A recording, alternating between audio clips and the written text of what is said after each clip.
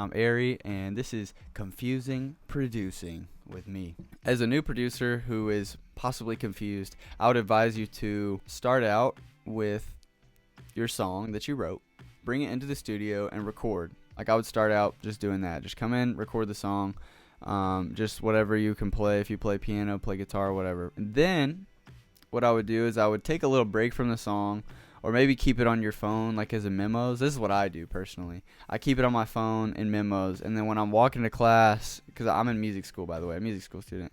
When I'm walking to class, I just kind of listen back to the song, and I try to hear in my head, like, okay, what is the vibe for this song? Like, what is this song going for? For the next step of the process, this is like when the producing starts. I would come to the studio, and I would start producing. And the first thing I do is I think of, okay, where's the drums in this song? I come in with a rhythm in mind and with a beat in mind, and then I play with that, and if it doesn't work, I throw it out, I try something else. And sometimes I create exactly what I hear in my mind, sometimes I don't. Sometimes I come back with a completely different idea or a completely different final product, and that's fine. You can't always get it with just a formula. After I fill up the space a little bit, I usually am going to go to the bass if I need to have a strong bass in there. My approach to the bass is usually either a long, like, low 808 thing, or just a long, low, like, plucked bass or picked bass, anything like that.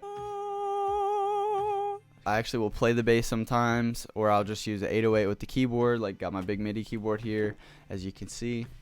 And then after I do that, I pretty much will move on to any other random noises. It could be synth, it could be strings. This is kind of the part where it's good to experiment a little bit. So I say, you have freedom.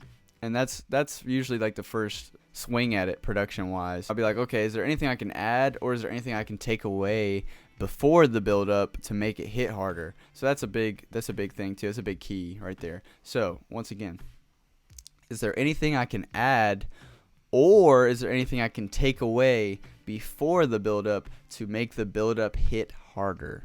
There's other things you can do too, like automation. You can automate the volume to go way down before a build up or way down before a hit. Like if you're gonna have a really big hit, you can have everything shrink down, and then pop. You know what I mean? So that's a producing approach I take pretty often. Generally, most productions that I do, I'd like to mix very lightly in the production stage. One, because I'm still creating, and mixing takes a lot more on your computer to have all those plugins in. And then two, because it's just nice to come back with fresh ears and really do your mix. And then when I come back to do a full mix of the whole entire song, I like to take a few days from the song, like just don't listen to it if I can, and come back, and then I start going through and I'm like, okay, this is what I hear the song needs, this is what I want for the song. I'll put in all the effects, and I'll mix it, and I'll do all those things. And then after you mix it, it's good to also take more break from the song, because oftentimes we don't realize, but we get ear fatigue. As producers and musicians, we get ear fatigue when we're listening to the same music or the same song over and over again. One thing that happens with me is I get self-conscious when I listen to a song over and over again. I start to hate on the mix, and I start to think, okay, well, this production isn't that great, or this sound that I made right here just doesn't fit. I need to redo this. Like, this isn't good, right?